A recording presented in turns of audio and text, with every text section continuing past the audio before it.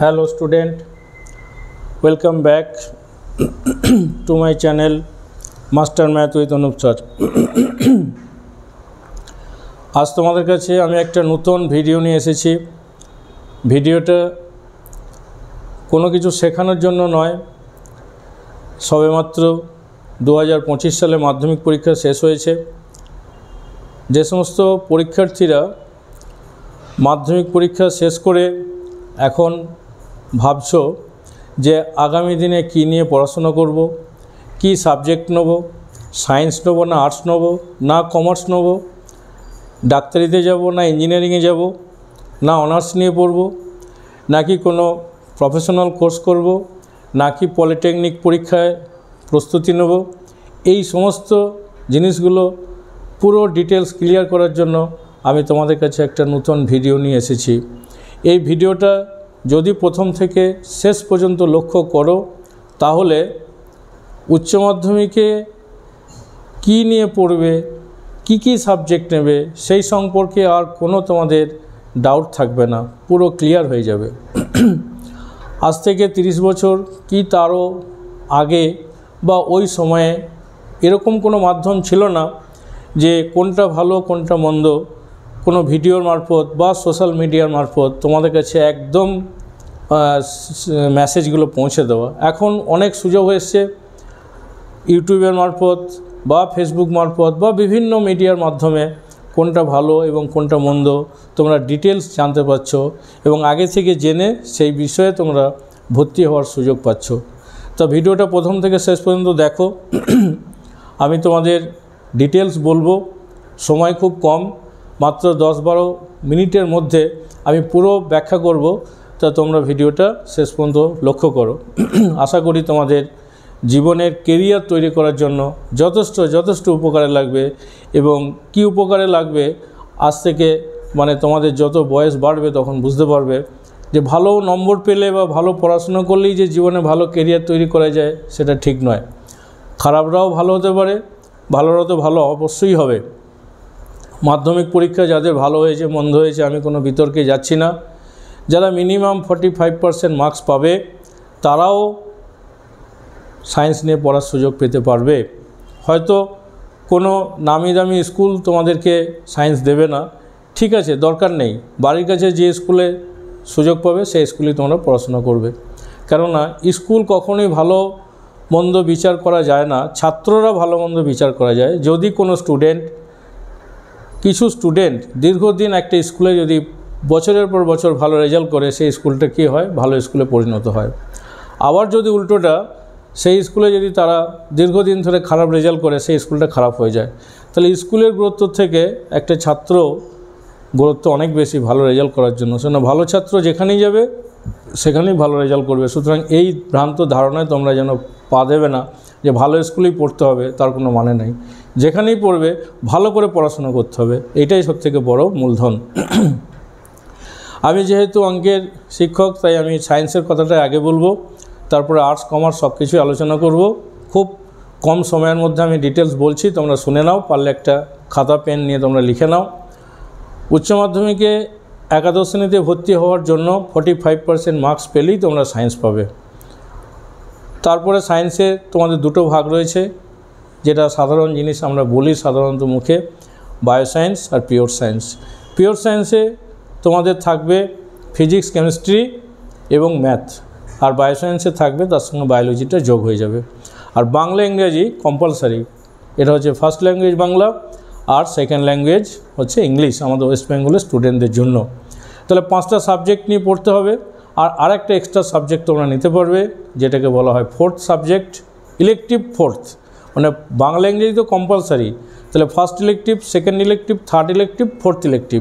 তাহলে 4টে 2 6টা, best of 5, 6টার মধ্যে 5টা নেওয়া হবে বাংলা ইংরেজি বাদ দিয়ে। বাংলা ইংরেজি কম্পালসারি।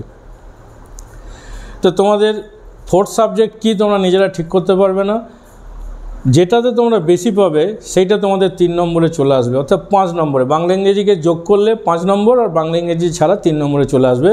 আর যেটা কম পাবে সেটা লাস্টে চলে যাবে। এটা কম্পিউটারাইজড মার্কশিট তৈরি হয়, এখন অটোমেটিক চলে যাবে। এর ভালো রেজাল্ট করাটাই মেন।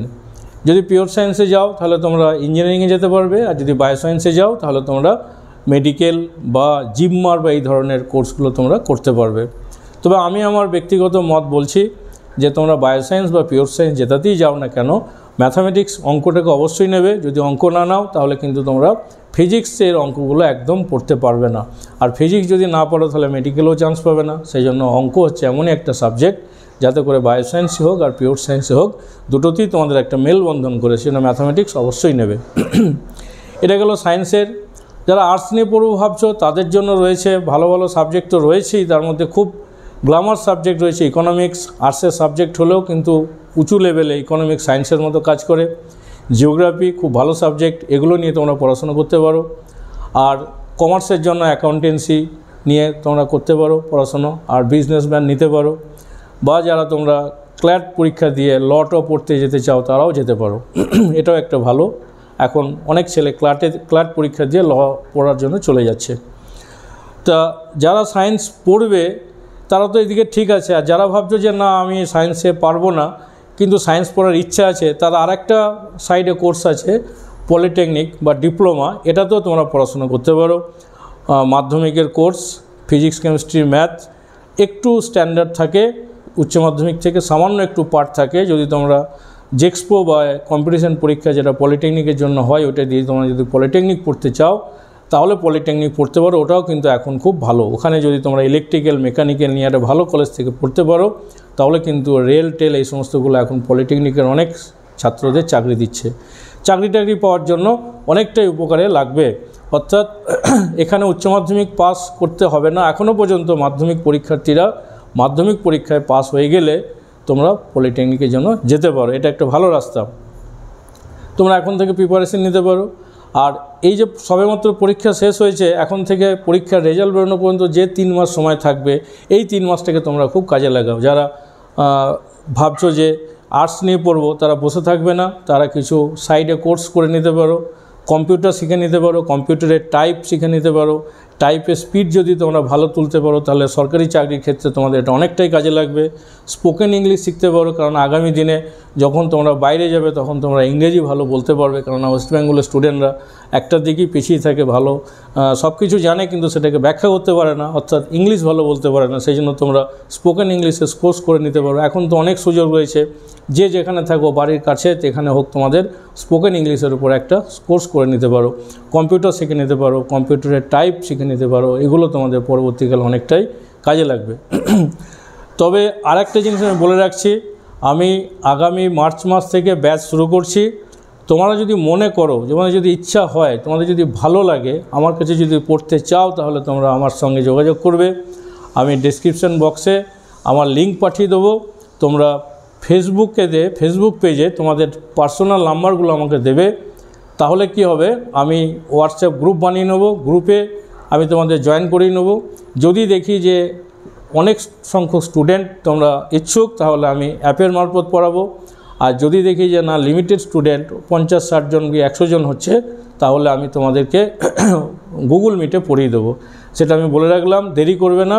আমি মার্চের 1 তারিখ থেকেই আমি ব্যাচ শুরু করে দিচ্ছি। ইচ্ছুক ছাত্রছাত্রীরা, বারবার বলছি ইচ্ছুক ছাত্রছাত্রীরা তাহলে তোমরা যোগাযোগ করো, আমার ফেসবুক পেজে তোমাদের পার্সোনাল নাম্বারটা দিয়ে দাও। এই জন্যই আমি আজকে ভিডিও করতে এসেছি। এই ভিডিওটা যদি তোমাদের ভালো লাগে তাহলে তোমরা লাইক শেয়ার কমেন্ট করবে, আর ভালো না লাগলে করার দরকার নাই। আর আগামী দিনে তোমাদের উচ্চ মাধ্যমিকের জন্য আমি 2 বছর তোমাদের সাথে থাকব। উচ্চ মাধ্যমিকে যারা সায়েন্স নেবে কোনো ভয় পাওয়ার কোনো কারণ নাই। উচ্চ মাধ্যমিকের সায়েন্স একদম কঠিন না, কিন্তু একথা আমি দায়িত্ব নিয়ে বলছি, ইজি বাট লেন্দি, কিন্তু সিলেবাসটা অনেকটাই বড়। মাধ্যমিকে যেমন একটা ছোট সিলেবাস, উচ্চ মাধ্যমিকের সিলেবাস কিন্তু অনেক বড়। অর্থাৎ যত এগিয়ে যাবে তত পিছনগুলো ভুলে যাবে। সেই জন্য উচ্চ মাধ্যমিক পড়ার একটা স্টাইল আছে, এই স্টাইলে যদি পড়াশুনো করো তাহলে মাধ্যমিক যেমন তোমাদের লাগলো উচ্চ মাধ্যমিক মনে হবে যেন, আমার ব্যক্তিগত সিদ্ধান্ত, তোমাদের সহজেই লাগবে, কিন্তু সিস্টেমেটিক ওয়েতে তোমাদের পড়াশোনা করতে হবে। আর উচ্চ মাধ্যমিকের জন্য তোমাদের বয়সটাও তো বেড়ে যাচ্ছে, এখন তো ম্যাচিওর ব্রেন। মাধ্যমিক যে বয়সে পড়লে 2 বছর আরও সময় পেয়ে যাবে। সুতরাং তোমাদের মাধ্যমিক পরীক্ষা থেকে উচ্চ মাধ্যমিক পরীক্ষা অবশ্যই ভালো হবে। আমি যাদেরকেই সাজেস্ট করেছি তারা সায়েন্স নিয়েছে। মাধ্যমিকের পড়ার সঙ্গে যে উচ্চ মাধ্যমিকের সায়েন্স পড়ার কোনো সম্পর্ক নেই। বেশি নম্বর পেলেই যে তোমরা সায়েন্স পড়তে পারবে, কম নম্বর পেলে পড়তে পারবে না, এটার কোনো সম্পর্ক নেই।